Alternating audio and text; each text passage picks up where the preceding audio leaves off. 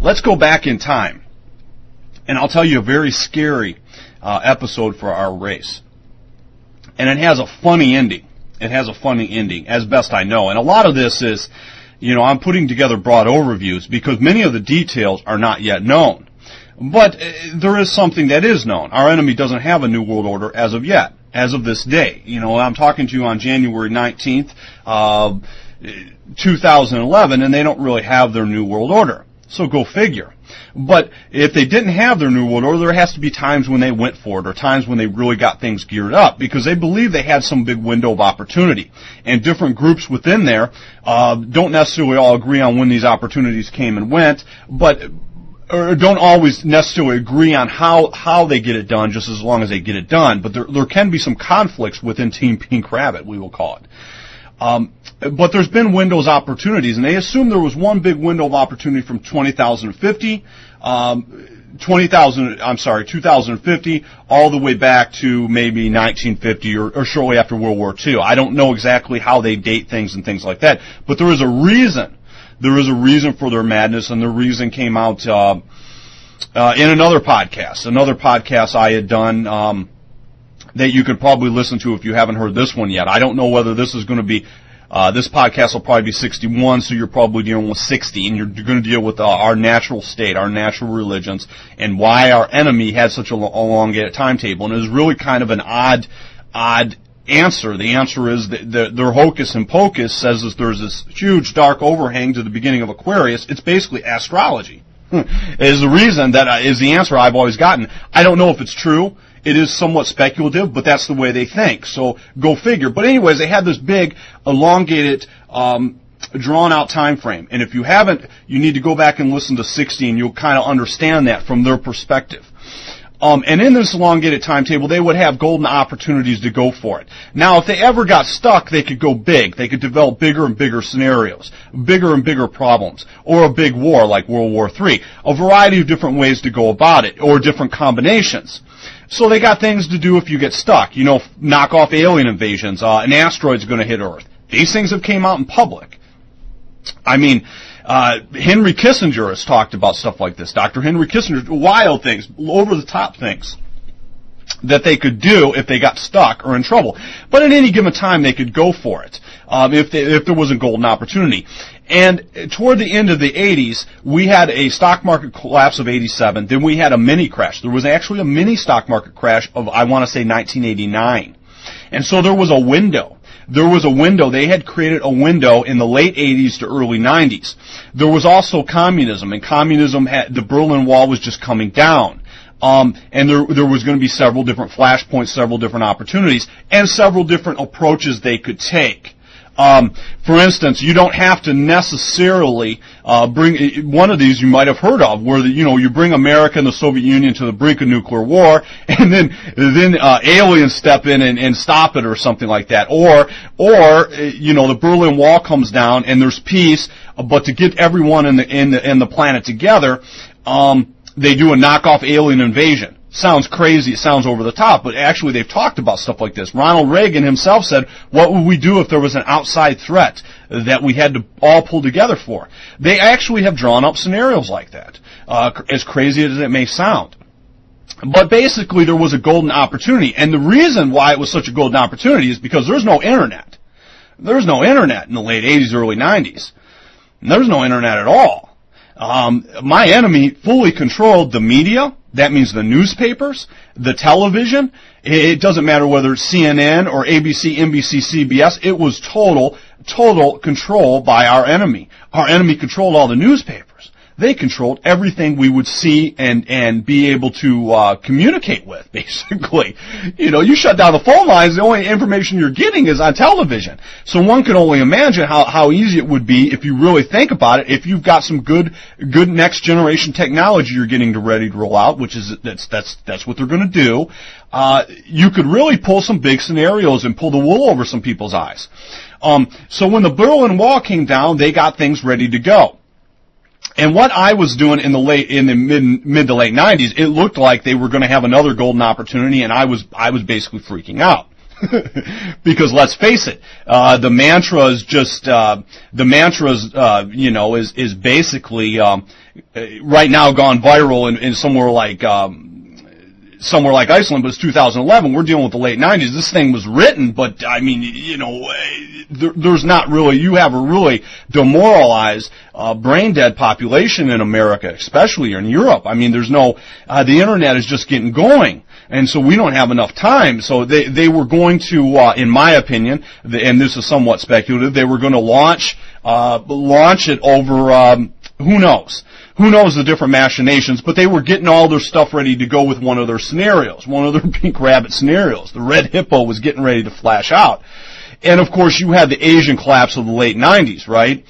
And many of their scenarios involve a lot of turmoil financially, simply because it's very easy. There's always going to be some amount of turmoil in the financial markets, and it's very easy for a government to step in and take a small currency collapse and turn it into a huge one. In other words, they might not get the ball rolling, but once the ball is rolling, you can take a small financial catastrophe and turn it into a huge economic disaster by the government overreacting or misreacting or something along those lines. And that's what they bank on. I'm not saying they manipulate everything. They don't have to. The markets are wild and woolly enough. But they can, in the blink of an eye, screw things up so bad that to create a problem, to get a reaction, to get a solution. So there are many different combinations they can go with, whether it be war, financial collapse, or all of the above. But they were gearing up, and I was scared to death, and someone threw cold water on me. And the way they did it was quite interesting. I was introduced indirectly. I'd been doing some homework on the different groups that our enemy had brought out after World War II. Because if you're going for a New World Order and you understand what it is, and you're going for white rabbit genocide, and then you're going for the total blended humanity, and then of course you're going to blend humanity with animals and everything else, you don't, I'll actually go into that in this podcast. I'll answer those questions too. But so hold on for a while. I'll prove it to you. You can watch something and I will definitely prove this stuff to you, where they're going with this. But if you're going to do that, you've got to go big. You've got to have some big scenarios, whether it be false, fake alien invasions or something. You got to really think this thing through, right? And so you've got to have a lot of different groups. And one of the things you're going to have different sci-fi groups putting things in science fiction. And to get people ready, you've got to plant the meme, and meme is minimum, I think it's a minimum unit of meaning. In other words, you got to start planning this alien stuff way ahead of time. You got to start planning this, many of the New Age concepts that we're under now, the Green Movement that came out of Nazi Germany in World War II, believe it or not. You've got to start planning that stuff wherever they're going to go with it, whether it be the Green Movement and all that type of thing.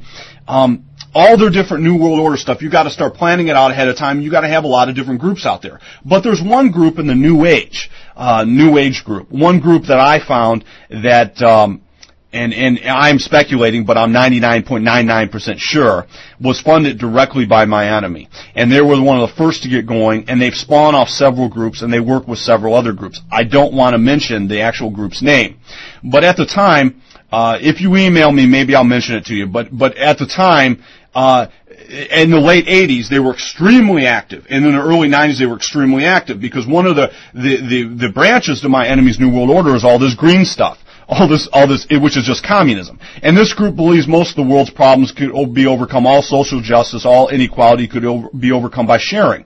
And once the planet comes together to share everything, in 3 years we can be totally equal. And you could only imagine how they do that.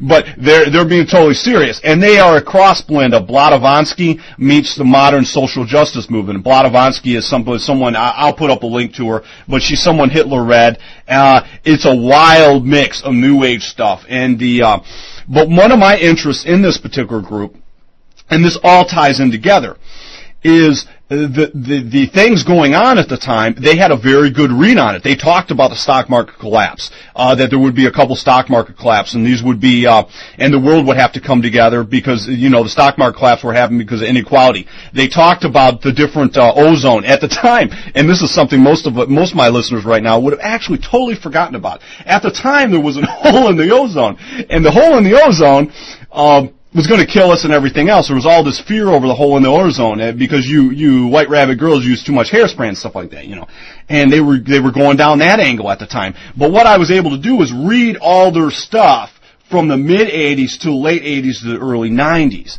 And it was kind of funny to see them lay out all this stuff. And my enemy at the time had, as far as visually going, if you talk to the, if you look at the type of control they had in the late '80s, early '90s, I'm talking about what you see is what you get control. It's terrifying.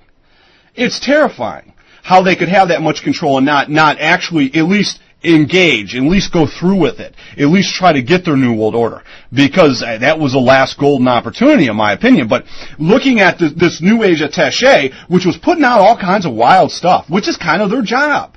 Their job is to talk about all kinds of different stuff, aliens from other worlds helping us, all this New Age topic. They were one of the ones that helped spawn it in our enemy's camp after World War II.